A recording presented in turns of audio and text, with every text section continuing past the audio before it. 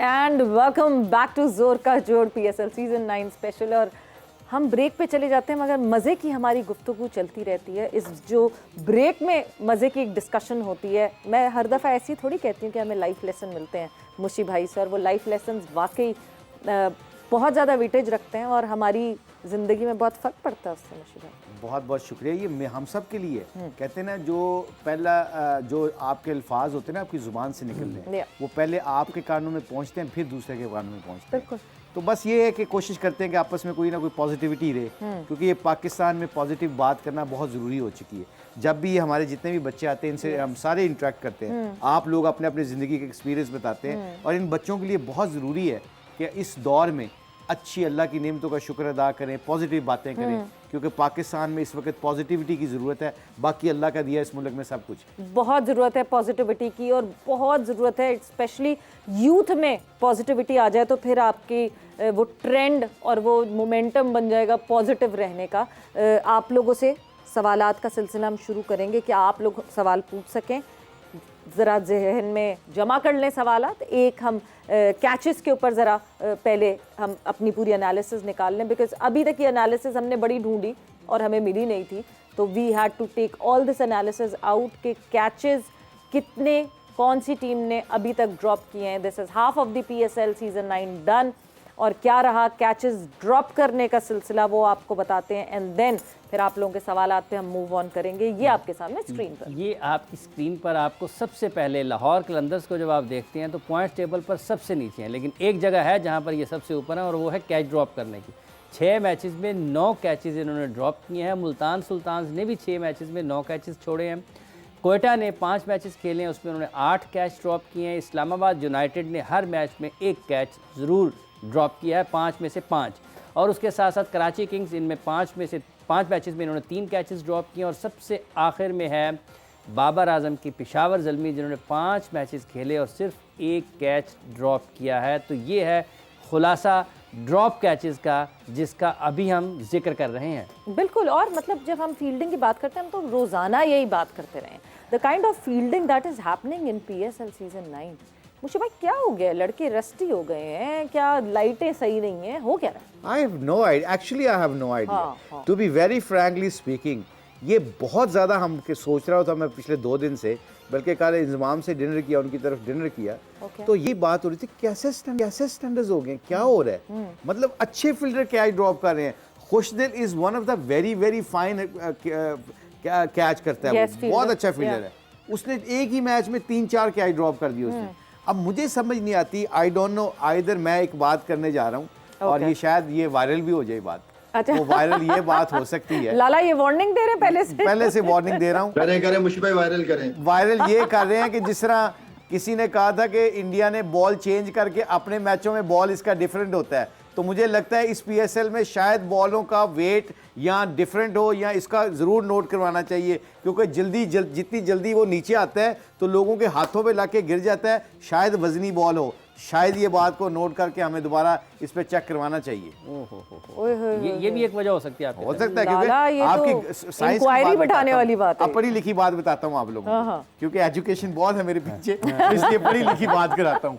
पढ़ी लिखी बात ये है, साइंस कहती है कि जमीन में ग्रेविटी है ना, कशिश है, तो जितनी हावी चीज ऊपर फेंकोगे उतनी जल्दी आती है। तो कई दफा प्रैक्टिस में ऐसे बॉलों से, यकीन करें ये बहुत बात बता रहा हूँ, कई टीमों के पास जो कोकोपुरा होते हैं वो 2 नंबर होते हैं, वो जब आप हवा में मारते हो ना तो वो काफी देर तक रुकते हैं, तो आपको टाइम मिल जाता है। जब आप सही कोकोपुरा के साथ जाते हैं तो जब वो नीचे आ रहा होता है तो उसकी टाइमिंग उस बॉल से ज्यादा तेज हो सकती है। ये फ्रैक्शन ऑफ सेकंड ये जो होता है ना, इस पे आपकी टेक्निक खराब होती है, बॉल हाथों में लगने की बजाय निकल जाती है। ये छोटी सी चीज़ है, इसको नोट करके देखना। ये शायद को भी पता है, कई दफ़ा पैसे, क्योंकि $35-40 का बॉल है, इसको बचाने के लिए आप जो प्रैक्टिस करवाते हैं ना वो दूसरे बॉलों से करवाते हैं। सो माई पॉइंट ऑफ व्यू मे भी आपको फील्डिंग प्रैक्टिस जो है ना वो सही मैच वाले कोकोपुरा से करनी चाहिए। लाला ये बहुत एक इम्पॉर्टेंट पॉइंट हो सकता है कि क्या फील्डिंग प्रैक्टिस उसी बॉल से करवाई जा रही है जिससे मैच खेला जाता है, बिकॉज इतनी मिस फील्डिंग्स, इतने ड्रॉप कैचेस, मतलब इस दफ़ा तो हद हो गई है। तो मेरा हो सकता है पॉइंट, मैं बिल्कुल डिसएग्री नहीं करूंगा मुशी भाई से। हो सकता है ये बिल्कुल फर्क पड़ सकता है, लेकिन सवेरा चीजें अगर मैंने देखी है तो वो ये है कि आप बैटिंग और बॉलिंग वार्म अप वगैरह में जब प्रैक्टिस सेशंस होते हैं बहुत शौक से करते हैं। जहां फील्डिंग सेशंस आते हैं लड़कों के अंदर वो एनर्जी नहीं होती, मुझे तो नजर नहीं आती, मैंने क्योंकि डोमेस्टिक क्रिकेट में उस दिल से प्लेयर करता नहीं। आप फील्डिंग सेशन को जब तक थोड़ी देर करो लेकिन क्वालिटी काम करो, ज्यादा लंबा सेशन ना करो, लेकिन ऐसा फोकस करो कि जैसे मैच में आपके पास बाउंड्री पे बॉल आ रहा है या कैच आ रहा है, आप थोड़ा सा माइंडसेट जो है ना, हमारे लड़कों का रिलैक्स है फील्डिंग के अंदर, बचाते हैं यार बस जल्दी जल्दी खत्म हो, 3 4 5 कैच करूं अब होटल निकल जाए। आई मीन कहने का मतलब ये है कि फील्डिंग सेशन में आप जितना लंबा सेशन करोगे, जितनी मेहनत करोगे, एक तो एज अ टीम यूनिट नजर आता है और आप फील्डर बेहतर होते हो। और फील्डिंग को जब तक कोई एंजॉय नहीं करेगा क्राउड के अंदर, वो फील्डर अच्छा बन ही नहीं सकता, उसके लिए बोरियत होती है। बहुत सारे फील्डरों को आपको ग्राउंड के अंदर छुपाना पड़ जाता है। तो फील्डिंग एक ऐसा डिपार्टमेंट है जो आपके अपने हाथ में है, अपने हाथ में है आपके। बिल्कुल, इंडिविजुअल डेडिकेशन बहुत जरूरी है। बहुत अहम है मुशफी की जो फील्डिंग वाला एक पहलू है जिस पर हमने काफ़ी बात की, आपने बॉल का भी जिक्र किया। फ़खर जमान भी बहुत ही एक माने हुए फील्डर माने जाते हैं, वो भी बहुत अच्छे कैच लेते हैं, उनसे भी ड्रॉप हुए हैं। तो इख्तिताम पर जब ये आगे बढ़ रही होंगी चीज़ें, पेशावर ज़ल्मी भी उसी बॉल के साथ प्रैक्टिस कर रहा है, लेकिन वो उनका तो एक ही कैच ड्रॉप है। तो आपको लगता है कि कहीं कुछ ज़्यादा क्रिकेट भी असरअंदाज हो सकती है कि खेल गए आप उकता जाते हैं काम कर करके? आई थिंक शाहिद ने बड़ी अच्छी बात की, एटीट्यूड। जिस तरह दूसरे बैटिंग और बॉलिंग में बंदे का एटीट्यूड होता है ना, मैंने रन्स करने, मैंने विकेटें लेनी है, शायद वो फील्डिंग का एटीट्यूड ना हो। ठीक, बट एज यू सेड कई टीमों के पास कोकोपुरा के बॉल होते हैं, वो नए बॉल से कैच करते हैं, ये भी एलिमेंट हो सकता है। और कई दफ़ा मैं खुद बताता हूँ, कई टीमों में, कई फ्रेंचाइज में नहीं है, कई पुराने बॉल होते हैं, कोकोपुरा के होते हैं बिल्कुल सीम उड़ी होती है, बिल्कुल फारिग बॉल होते हैं, उनसे आप कर रहे होते हो। तो आई थिंक ये दोनों का एलिमेंट है। बट आई थिंक एटीट्यूड से अगर देखा जाए तो फील्डिंग में एक ऐसा है, तो एटीट्यूड जो होता है ना वो सबसे इंपॉर्टेंट होता है फील्डिंग में। क्योंकि सिंपल सी बात है, 120 बॉल, अब मैं कनेक्ट रहूँगा गेम के साथ, मेरा वाईफाई कनेक्ट रहेगा तो मैं हर जगह कनेक्शन मेरा रहेगा सही। अगर मेरा वाईफाई नहीं मिला और मेरा 3G 4G काम नहीं करेगा तो मैं सिग्नल नहीं पकड़ूंगा। 120 बॉल के लिए सिग्नल पकड़ना बड़ा ज़रूरी है हर बॉल के ऊपर। कहीं भी कमज़ोर हुए सिग्नल गए।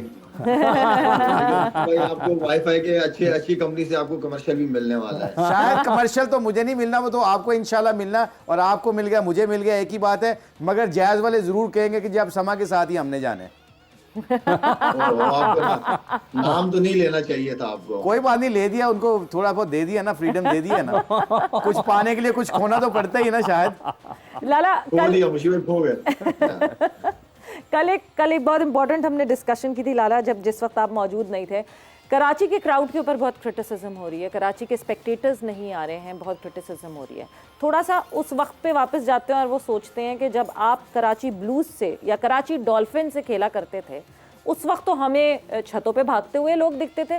ये अचानक क्या हो गया कि PSL ज़्यादा हाई फाई एक क्रिकेट सेटअप आया है मगर लोगों का आना कम हो गया? क्या ये मार्केटिंग की कोताही है या लोगों का इंटरेस्ट कम हो गया? सवेरा चीजें काफी सारी आ जाती हैं इसमें। पहले तो वो डॉल्फिन्स वाली जो बात आप कर रही थी उसमें टिकट फ्री थे, यहाँ पे टिकट फ्री नहीं है। तो आई मीन कि काफी अरसे से आप PSL में देख रहे हैं कि कराची के अंदर क्राउड नहीं आता, तो एटलीस्ट आप फ्री कर देना। ये तो बार बार कह रहा हूं मैं कि फ्री कर दें। अब अभी सिंध लीग हुई है, उसके फाइनल मैच में मैं उनके कह के तक गया कि क्राउड को आने दो, कितना पैसा क्राउड से आप बना लोगे। आखिरी दिन उन्होंने फ्री किया है, तो आप देख लें कि सिंध लीग के फाइनल मैच में अच्छा खासा क्राउड आ गया था आपका। तो क्राउड को आने दे, जहाँ इशू आ रहा है क्राउड का होना ही हमारी इस लीग की कामयाबी। जिस तरह लाहौर की तरफ से या मुल्तान की तरफ से जो रिस्पांस मिला, बड़ा जबरदस्त आउटस्टैंडिंग रिस्पांस था। लेकिन काफी अरसे से देख रहे हैं कि कराची के अंदर इवन के आपके इंटरनेशनल मैचेस के अंदर क्राउड नहीं होता। अब क्या वजूहात हो सकती है? क्या पार्किंग बहुत दूर लोगों को मिलती है, इजी एक्सेस नहीं आने का? तो आई मीन के हो सकती है कुछ रीजंस हो सकती हैं। मार्केटिंग तो की है, देखो मार्केटिंग तो हो रही है। आपके कलंदर लाहौर के अंदर इतने बड़े बड़े मैचेस हुए हैं, क्राउड आया, सारी दुनिया ने देखा है। तो एटलीस्ट कराची को भी पता होना चाहिए कि PSL जो है वो कराची आ रही, तो हमें भी जाना चाहिए। तो क्या ऐसी वजूहात हो सकती हैं जो हमें वजूहात हैं जिसकी वजह से नहीं आ रहा क्राउड? कल वसीम अकरम साहब ने जाने की कोशिश की अपने शो से, वो जा रहे थे स्टेडियम, 1.5 घंटा वो सड़क पे ख्वार होते रहे एंड उसके बाद वो वापस चले गए एंड वो स्टेडियम नहीं पहुंच सके। This is what is on air and he has communicated that. तो आप ये सोच लें। तो नहीं, आप नहीं ये तो बड़ी मुनासिब बात ही नहीं है। कोई भी पाकिस्तान से जो खेला हुआ हो उसके लिए तो वैसे भी दरवाजे खुले रखने चाहिए। और ये 1.5 घंटा लगाना, इसका मतलब अगर वसीम भाई को इतना 1.5 घंटे का प्रॉब्लम है पूरा तो नॉर्मल कितने बंदों को तकलीफ जिस होगी? तरह उनको रास्ता नहीं मिल रहा था जाने का, जहां जहां से बंद किए हुए हैं रास्ते, नो वन वाज अवेयर कि नहीं जी ये बंद है रास्ता, तो इसका पैरेलल रोड क्या है, कहां से पहुंचे स्टेडियम तक, वो पहुंच नहीं पाए स्टेडियम तक। आई थिंक यही वही बात आप लोग पहले भी कर रहे थे, कल Yes. हमने की है ना कि जी वो 5 दरवाजे उन्होंने बंद कर दिए और एक दरवाजे से सारे क्राउड को मैनेज करना, it is a very difficult thing. So I think ये जो 5 दरवाजे ये खोलेंगे, डिफरेंट ग्राउंड के हर हिस्से से लोग आएंगे तो फिर उनके लिए आसानियाँ भी होगी, सिक्योरिटी का मसला भी नहीं होगा।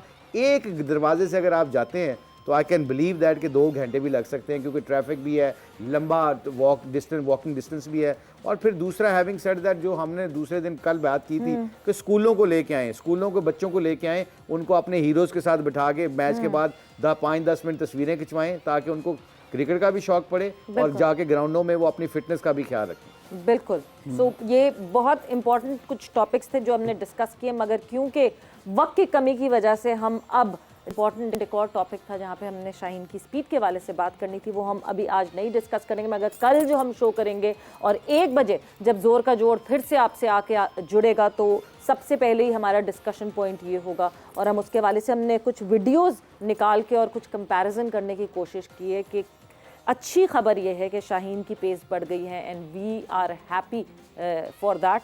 अचानक से पेस बढ़ी है, रीजनिंग क्या है, क्योंकि लोग बड़े परेशान हैं, हम बहुत परेशान थे कि अचानक से क्या हुआ, बट अच्छी खबर है। उसी के साथ वक्त यहाँ पे ख़त्म हो गया। आप लोग का बहुत बहुत शुक्रिया एंड आपका बहुत बहुत शुक्रिया, thank you for joining in. कल आपसे मुलाकात होगी। सवेरा हाफिज़ को इजाज़त दीजिए, टेक केयर, बाय बाय, अल्लाह हाफ़िज़।